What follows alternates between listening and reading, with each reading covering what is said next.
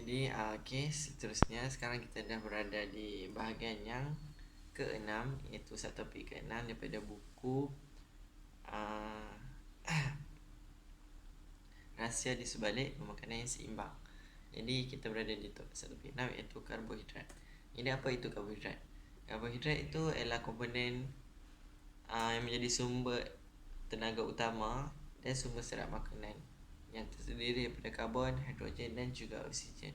Jadi ini adalah macam apa yang boleh saya ringkaskan ialah karbohidrat ni ialah gabungan antara karbon, hidrogen dan oksigen yang membentuk jaringan dan ianya digelar sebagai karbohidrat ataupun glukosa dalam bahasa sainsnya.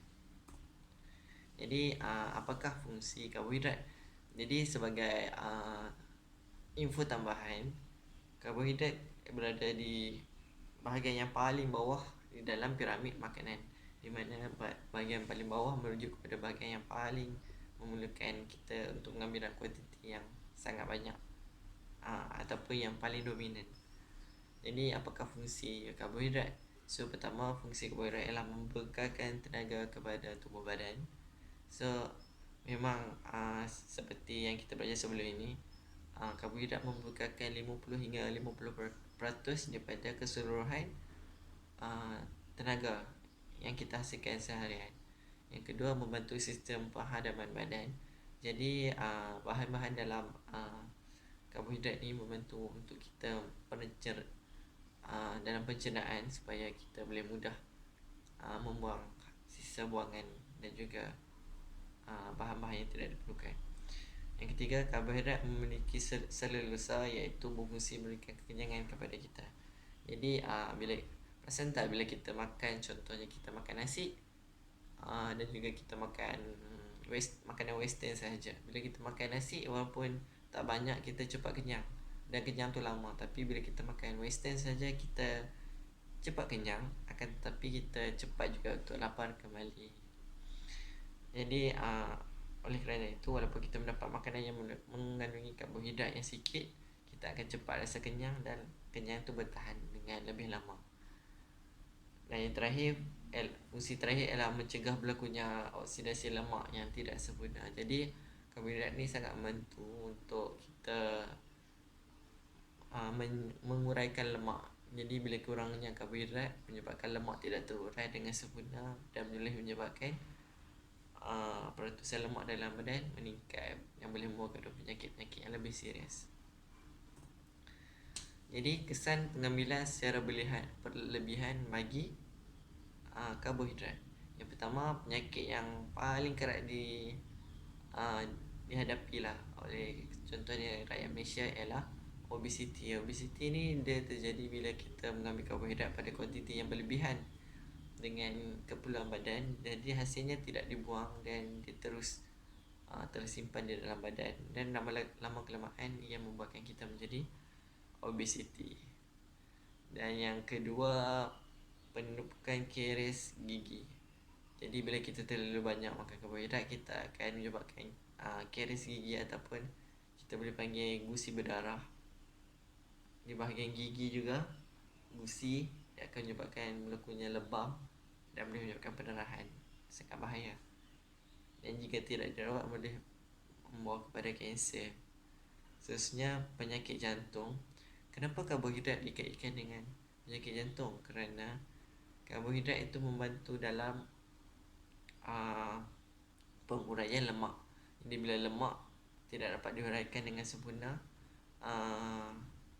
salur darah akan ditutupi oleh lemak, menyebabkan rongga salur darah menjadi lebih kecil dan lebih kecil, menyebabkan kita mudah mendapat sesak nafas dan boleh menyebabkan kepada penyakit jantung. Kemudian sembelit.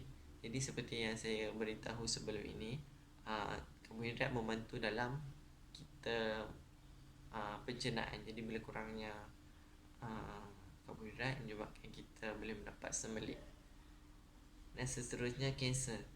Jadi kanser ni dia lebih kepada kekurangan vitamin. Jadi vitamin dalam karbohidrat tidak didapatkan oleh badan menyebabkan sel kanser menjadi aktif dan berbahagi secara tidak tidak terbatas, menyebabkan sel kanser menjadi besar dan besar. Dan akhir sekali tekanan darah tinggi juga sama seperti penyakit jantung. Apabila salur darah kita menjadi makin kecil dan kecil, menyebabkan kita susah bernafas, tekanan akan menjadi tinggi. Kerana contohnya kita mempunyai air satu botol,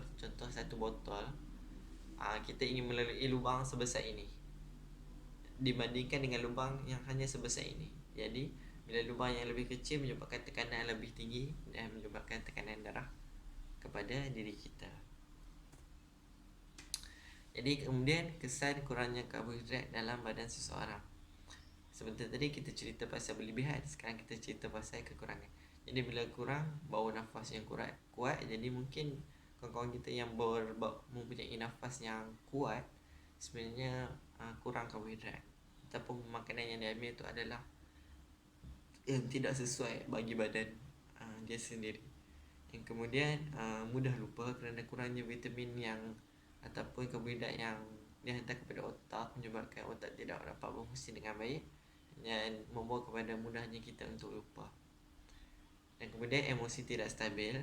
Emosi tidak stabil ni lebih kepada energi badan. Bila kita kurang tenaga, di mana kebanyakan tenaga daripada karbohidrat, jadi emosi kita akan menjadi kurang stabil. Kita akan mudah marah, kita akan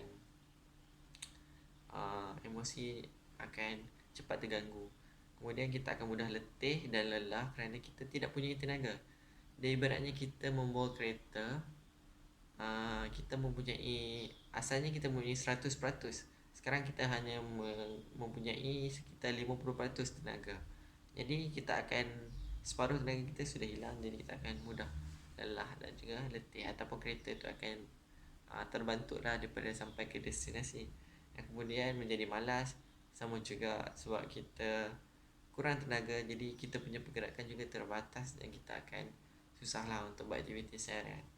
Dan kemudian mudah stres kerana bila kita kurang tenaga, otak juga akan menjadi sangat tidak aktif dan lemah. Jadi apabila jadi emosi kita adalah tidak stabil, jadi kita akan mudah untuk mendapatkan stres.